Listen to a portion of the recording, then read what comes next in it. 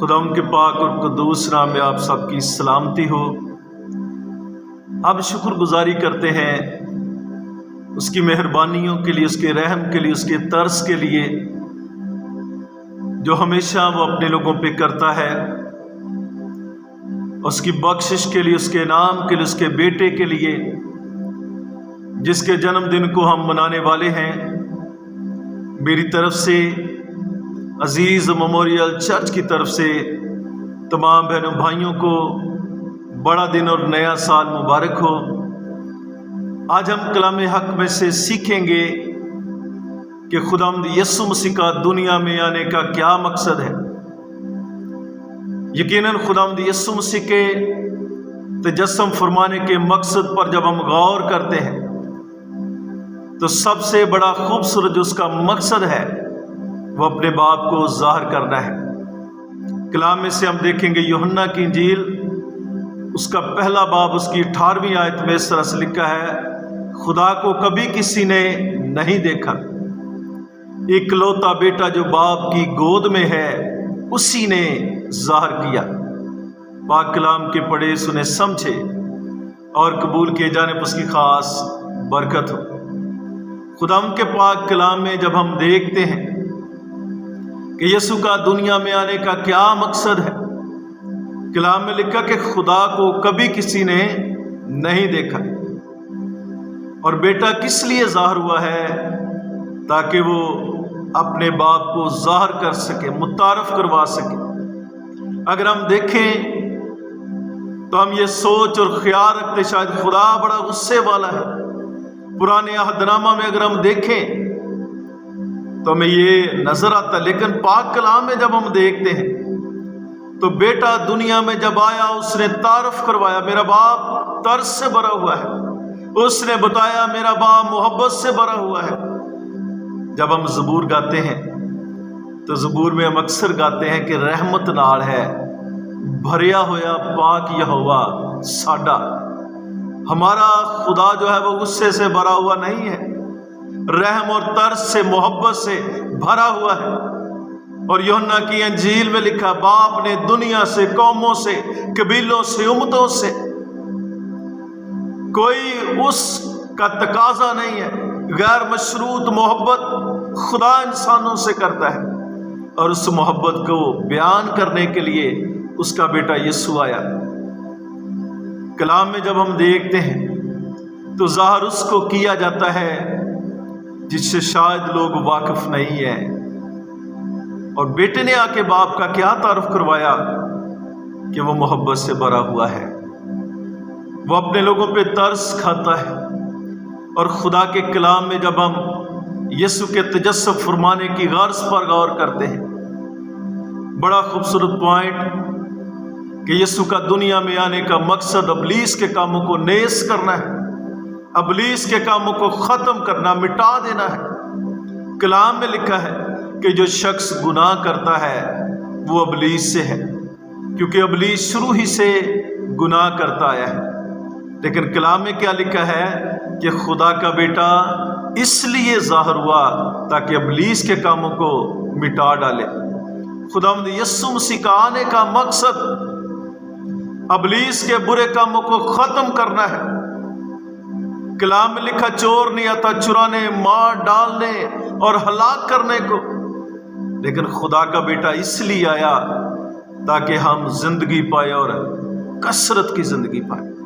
یسوع کا دنیا میں آنے کا مقصد زندگی عطا کرنا ہے۔ یوحنا اس کے بارے منادی کرتا ہے اور کہتا، دیکھو یہ خدا کا برہ ہے جو دنیا اور جہاں کے گناہوں کو اٹھا لے جاتا ہے۔ ہاللیلویہ! میرا اور آپ کا منجی ہمارے گناہوں کو اٹھانے آیا ہے، وہ ہماری ساری لعنتوں سے ہمیں آزاد کرنے کے لیے آیا ہے۔ پاک کلام میں جب ہم دیکھتے ہیں تو کلام اقدس میں لکھا ہے کہ یسوع کا دنیا میں آنے کا مقصد کھوئے ہوئوں کو ڈھونڈنا اور نجات دینا ہے۔ ان لوگوں کے لیے یسوع آیا ہے جو دنیا کی رنگ رلیوں میں کھو گئے ہیں۔ کلام میں لکھا ہے کیونکہ ابن آدم اس لیے آیا تاکہ وہ کھوئے ہوئوں کو ڈھونڈے اور کیا دے؟ نجات عطا کر۔ वो कसमियों के दरमियान गया, वो गुनाहगारों के पास जाता था और उनको बाप की मिरास में शामिल करता था। सुभाष गिल का एक गीत है, मुझे बड़ा पसंद है। वो कहता कि दुनिया की भीड़ में क्यों खो गया, ए बेटे घर लौटा, अब बेटे घर लौटा। खुदावंद के कलाम में जब हम देखते हैं कि खुदावंद यीशु मसीह का दुनिया में आने का क्या मकसद है, कलाम में लिखा था कि वो उस शरीयत को पूरा कर सके, वो बाप के उस हुक्म को पूरा कर सके। उसने कहा मैं शरीयत को खत्म करने नहीं बल्कि पूरा करने आया हूं। इसीलिए उसने वो सारे काम किए जो बाप ने उसके सुपुर्द किए थे। कलाम में जब हम देखते हैं कि यीशु का दुनिया में आने का क्या मकसद है, कलाम में लिखा वो हमें कसरत की जिंदगी देने के लिए आया, हमें बचाने के लिए आया। और कलाम में लिखा कि वो इसलिए आया ताकि अपने लोगों को मौत से निकाल के जिंदगी में दाखिल कर सके। कलाम में क्या लिखा है कि जितनों ने उसे कबूल किया उसने उनको खुदा के फर्जंद बनने का हक बख्शा। यह हक सिर्फ यीशु के पास है। खुदा यीशु आपको हमेशा की जिंदगी दे सकता है। हम मुक्सर से जिंदगी बचाते रहते हैं, लेकिन जो मुक्सर जिंदगी यीशु को देता है, यीशु उसको बदले में हमेशा की जिंदगी देता है।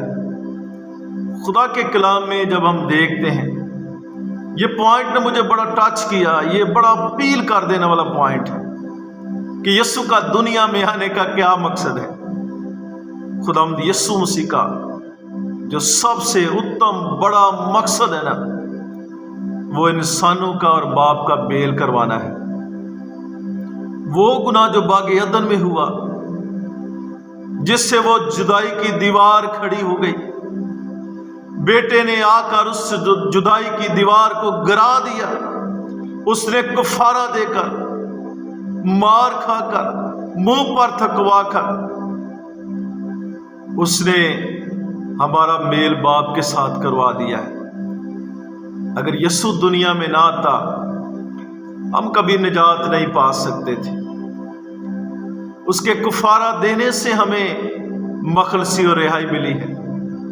अक्सर हम गाते हैं कि तेरे मार खाने से यीशु मैंने शिफा पाई है। यकीनन हमने उसके मार खाने से शिफा पाई है, लेकिन उसके खून बहाने से मैंने और आपने, कौमों उम्मतों ने मखलसी और रिहाई पाई। अगर यीशु का खून ना बहाया जाता, अगर यीशु दुनिया में ना आता, हम कभी निजात ना पा सकते थे। सो जब हम बड़ा दिन मनाने वाले हैं, बड़े अदब व एहतराम के साथ, अकीदत के साथ अपने आप को खाली करके अपने मालिक को अपनी जिंदगी दे दे। उसको कहे मालिक तू मेरी जिंदगी में आ जा। अगर आपका कोई अजीज रिश्तेदार आपके शहर में आए और आपकी गली से, घर के पास से गुजर जाए, तो हम बड़ा झगड़ा करेंगे, कहेंगे ओहो तू मेरे घर दे कोलों दी लंघ गया सी। अगर यीशु दुनिया में आ गया और आपकी जिंदगी में नहीं आया, आपको बरकत नहीं मिलेगी, आपको निजात नहीं मिलेगी। अक्सर हम चर्चिस में जब टैबलो करवाते हैं, ड्रामा करवाते हैं क्रिसमस का, तो बड़े आलम भी ये बात कहते हैं, और अक्सर ड्रामे में भी ये कहा जाता है कि आज यीशु मसीह चरनी में पैदा हुआ है। मैं कहना चाहता हूँ यीशु मसीह तब चरनी में पैदा हुए थे, अब यीशु मसीह आपके दिल की चरनियों में पैदा होना चाहते हैं। सो आज यीशु को अपने दिल की चरनी में पैदा होने दे। यीशु को अपनी जिंदगी देकर उससे हमेशा की जिंदगी को ले ले। आज हमने कलाम में से सीखा है कि यीशु नासरी का दुनिया में आने का क्या मकसद है।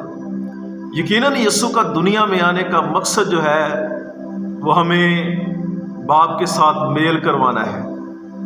जुदाई की दीवार को गिरा दिया उसने, और हमने कलाम में से सीखा है कि वो हमारे लिए निजात का पैगाम लेकर आया है।